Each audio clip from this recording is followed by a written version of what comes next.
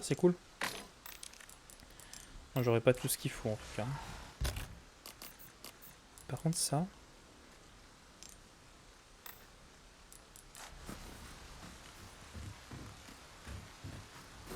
Ah bah là c'est le retour direct au El Gigante, donc non, pas tout de suite. Attendez un peu. Mais attends. Ah, mais en fait le trésor c'était pas le morceau manquant en fait. Église. Bah, du coup j'aurais raté quelque chose ici. Vous savez quoi? On va dire qu'on s'en bat les couilles. De toute façon je vais refaire le jeu, je vais le platiner, je sais que je vais passer... repasser plein de temps dessus, ou je ferai le 100%. Et là sur cette run on va quand même pas perdre non plus trop de temps. Voilà quoi. Après... non, on va quand même aller chercher. Parce que c'est vrai que les trucs coûtent cher quand même dans ce remake, donc si on peut avoir un petit trésor en plus ou quelque chose, ça nous aidera toujours un peu.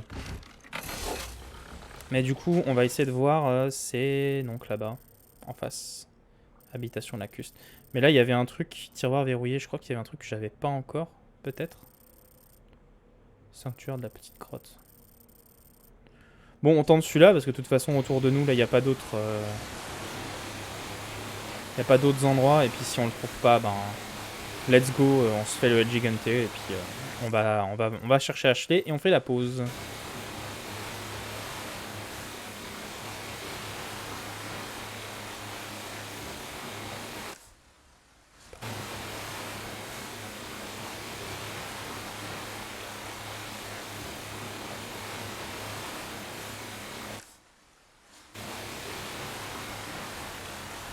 C'est là que je peux m'arrêter, oui. Voilà. Juste que je revois où c'était.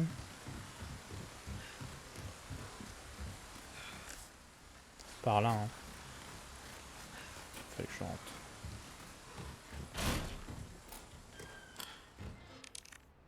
Bah c'est bon, j'ai une petite clé. Mais c'est pas sûr que ce soit ça par contre.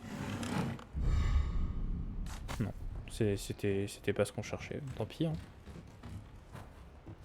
Je crois qu'on est... On n'est jamais venu. Tiens, tiens. Mais si, on est déjà venu ici.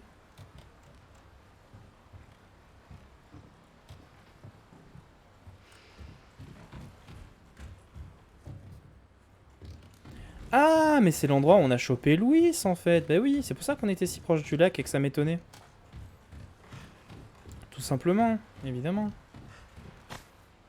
Et donc c'était... oui, c'était des trucs qu'on n'avait pas. Mais donc on a la zone des dynamites pas loin. Tout simplement. Bon, ben c'est pas grave. Ça sera en mode Metroidvania. Je pense qu'on aura le morceau qui manque plus tard. On va se faire le El Gigante. Et let's go l'église. C'est parti. Alors. On retourne. On a un petit raccourci par là.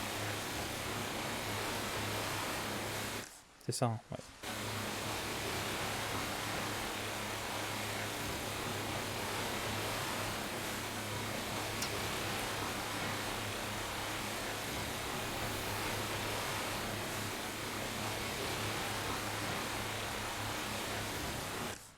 Et le vendeur, il était là-bas.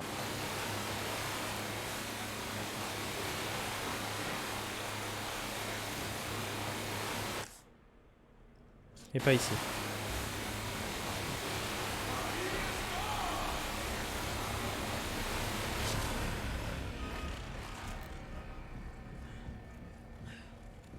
Ok, bon, voyons voir comment on peut optimiser, sauvegarder déjà pour commencer, optimiser notre stuff, vendre ce qu'on a gagné, voir si on peut avoir le laser.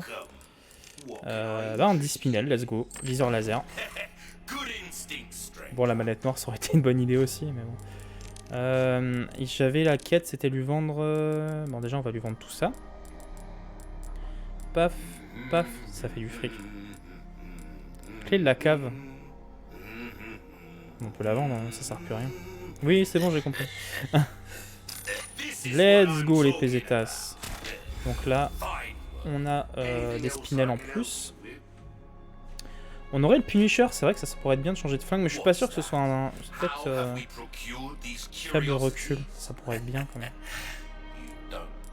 On va attendre, je pense, pour choper le Punisher. Après, les clés, la carte au trésor, ça sera pour quand je ferai le 100% de mon côté, tranquille. Ah oui, réparer le couteau, c'est quand même bien. Maintenant, je vais peut-être pas tout dépenser dans l'augmentation du flingue si après on passe au Punisher ou après ben, il y aura le Ren 9 ou ce genre de flingue, le Blacktail, ce genre de flingue.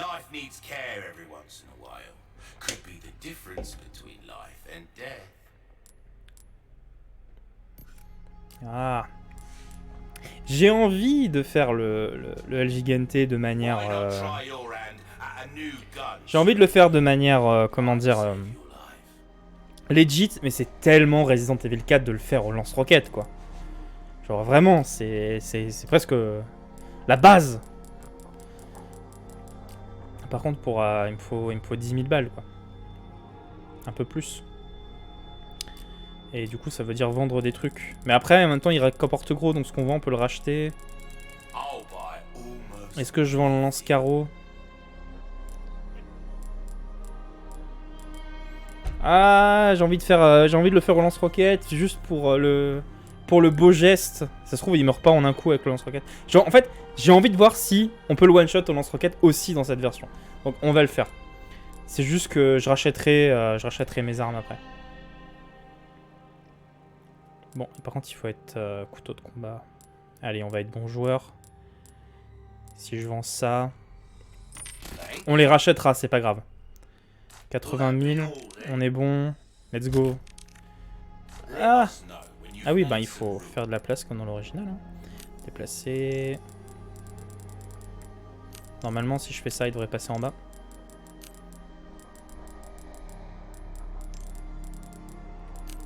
Ah, la bonne méta du placement. Tellement RE4. Let's go.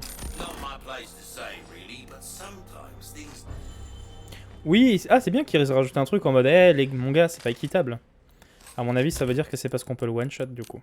Mais ça fait partie du truc, quoi. Ça fait partie de la méta du jeu de rocketer ce El Gigante. Après, on pourra le faire de manière legit pour les autres El Gigante. Hein. Il n'y en a pas qu'un dans le jeu, mais... Et par contre, l'ascenseur mène pas au même endroit? Enfin, il mène où, du coup? Ah, premier temps de chargement du jeu, tiens. Ah, on peut déjà accéder au stand de tir! Incroyable, en plus ils ont même mis des gâchapons. Oh la vache. Ah ouais, on y accède super tôt dans le jeu, ce qui est bien. Normalement on peut y accéder que depuis le manoir. Depuis le château, pardon. Oh let's go, le stand de tir. J'y ai passé tellement d'heures dans toutes les versions. Ah bah oui, on va le faire, let's go. Avec la petite... ils ont mis une petite surcouche pirate, ce qui était pas là dans l'original, c'est très cool. Allons-y.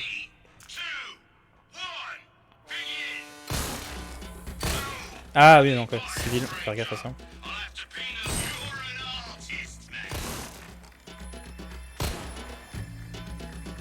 Mais...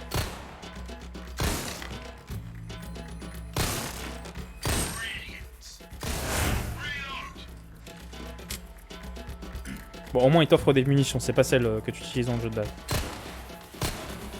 Putain, et des fois j'ai l'impression d'être dessus et je suis à côté. Là on a un recul assez abusé.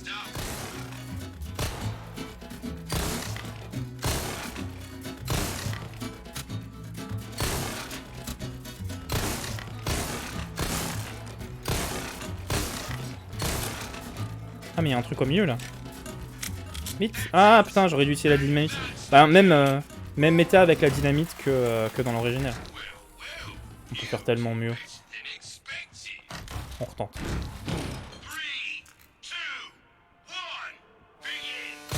Faut juste bien utiliser la dynamite au début.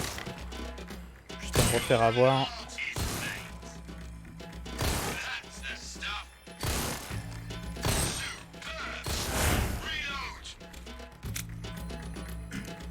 Ah, trop cool le centre de tir, comment ils l'ont refait.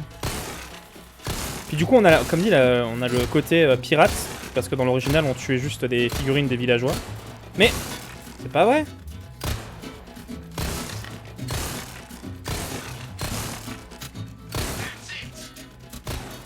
Bon là, il faut juste le milieu. Au bon moment. Nickel. Le temps bonus. Let's go. Oh, on a la musique. On a l'OST The Driver, incroyable. El famoso. La mouche. Ah, j'ai beaucoup de mal avec le flingue de base. Ah bah voilà, le S. Est-ce qu'on... Ah, c'était cool quand on gagnait des figurines dans l'original. Mais est-ce que les gachapon donnent pas des figurines, justement?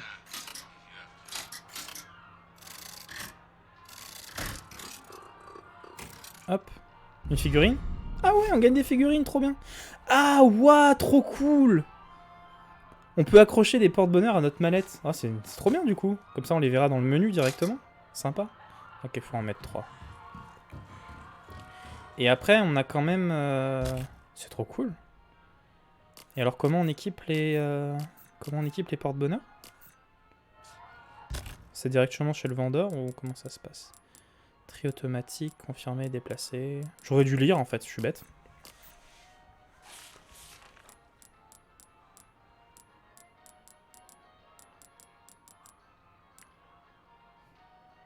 Les armes et les missions sont limitées pendant gâcher, c'est gratuit en fonction de ton score, tu obtiendras des jetons.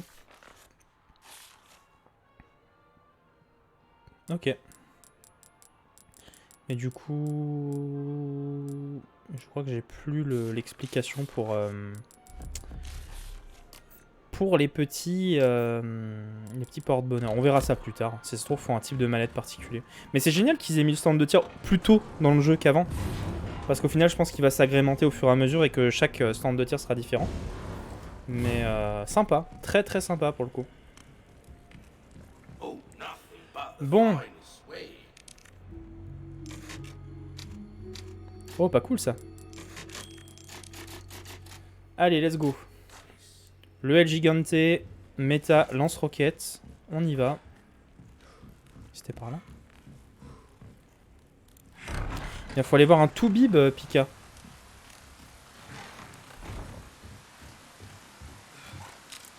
Oh, oh, oh, oh, oh, oh, oh. Voilà. Par contre, c'est pas par là que je dois aller.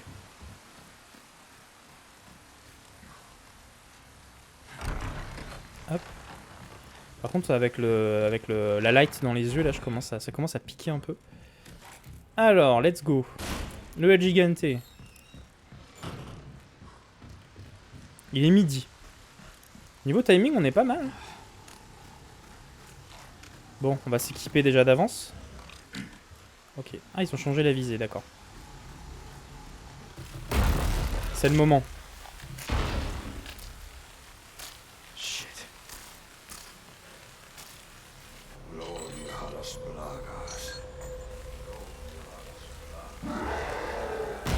Ah, normalement, on a les villageois qui ouvrent la porte, qui seront décimés.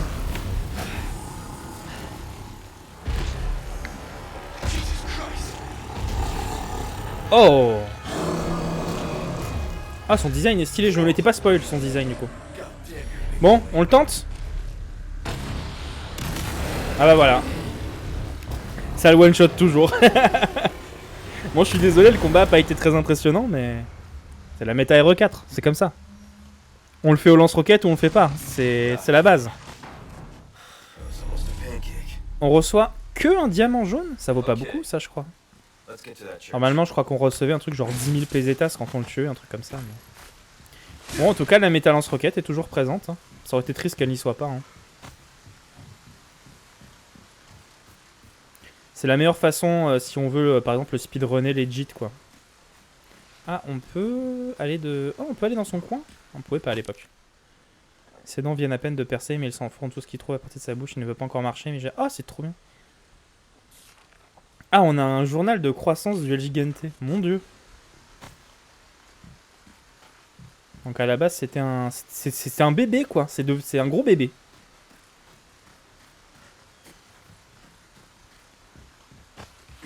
Et là, en fait, on le voit d'ailleurs, parce que la méta habituelle du boss, c'est de coup de le tirer dessus. Le chien qu'on a libéré au début peut venir nous aider dans ce combat, c'est pour ça qu'on le libère. Et en fait, on a du coup le Plagas dans son dos qui apparaît et il faut tirer dessus, quoi. Et sinon, bah, un coup de lance-roquette et c'est plié. Du coup, machine arrière vers le vendeur. Pour voir si on peut racheter quand même quelques équipements qu'on a vendus. Peut-être pas, hein, peut-être qu'on va se faire niquer. Normalement, généralement, ce qu'on vendait, on avait l'argent via le boss de le racheter. Là, peut-être pas. Après, je suis pas sûr de racheter le lance-carreau tout de suite. Je le rachèterai au moment du jeu où la métal demandera, mais pour le moment, je trouve qu'il sert un peu à rien. Ah. Ah, mais on n'a pas vendu le snipe? On avait assez? Ah oui, on avait assez. Bah alors, je vais pas racheter le... Déjà, on va vendre ce qu'on a gagné. Le diamant jaune, le bleu velours. Ouais, comme dit, ça rapporte pas... Il rapporte pas autant que dans l'original, mais en même temps, faut le mériter aussi. Hein. Bah, je vais racheter le couteau de combat, du coup. Le lance-carreau, on fera pas... Ce sera pas pour tout de suite, du coup. 2000 pesetas. Bon, j'ai perdu de l'argent, mais au moins... Voilà, on l'a joué vraiment en mode méta... en mode méta Hero 4. C'est cool. Bon, bah on va à l'église. Let's go. Chercher Ashley ou avec son nom de code. C'est quoi, c'est Aiglion? Bon, le côté opération spéciale et tout, en plus on savait dans l'original qu'ils surveillaient un peu les communications et tout. C'est normal qu'ils utilisent des noms de code dans cette version, c'est déjà un peu plus logique que Léon qui disait ah je vais à tel endroit chercher Ashley et puis bah du coup bah les discussions étaient écoutées hein, donc bon ils doivent se douter de ce qu'évoquent les noms de code, mais quand même il y a un côté un peu plus réaliste. Bon, bah on est de retour. Ah bah oui, les fameux chiens ABO. Normalement, c'est le premier, c'est la première fois dans le jeu qu'on croise les chiens du coup. Mais là, du coup, on croise d'abord les chiens, puis là, on les a en les versions plagas quoi. Par contre, je sens qu'ils vont être vraiment casse-couilles. Bon, ça va.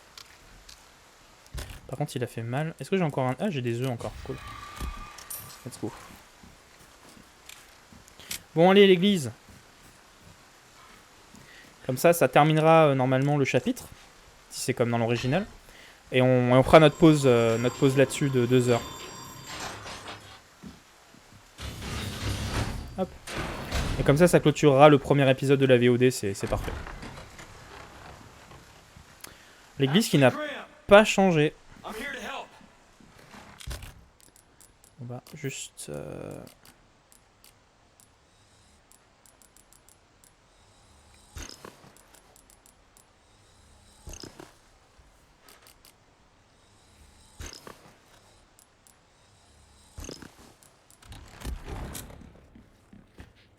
Ok, on va passer par là. On va aller à l'étage.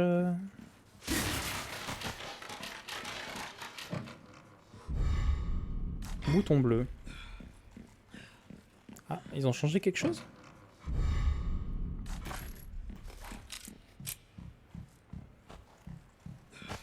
Un truc à ramasser ici.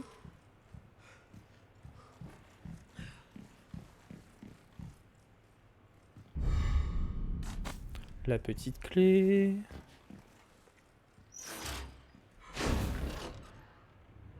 Ah, bah voilà le bouton qui manque, ok. Ah, donc on fait l'énigme depuis en bas. Ah bah oui, il n'y a même pas, parce que dans l'original, en fait, l'énigme là qu'on va faire, on la faisait là-haut. On était ici. Et en fait, il fallait qu'on, pour accéder à là, il y avait un... Comment on appelle ça? Il y avait une espèce de... Ah, chandelier. Il y avait un immense chandelier qui pendait au plafond. Et en fait, il fallait se balancer dessus pour se balancer de l'autre côté de la pièce. C'était assez stylé en vrai. Donc ils ont enlevé un petit peu le côté série B qui faisait très... oh là là, le gars se balance un peu comme le ferait Schwarzy et pour avoir un truc un peu plus réaliste. Quoi. On va d'abord bouger le verre.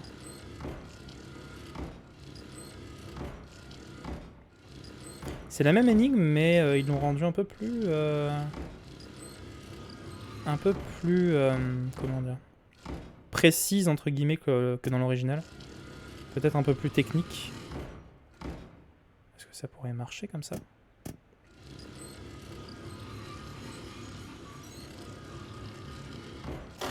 Voilà. Parfait. Allons chercher Ashley.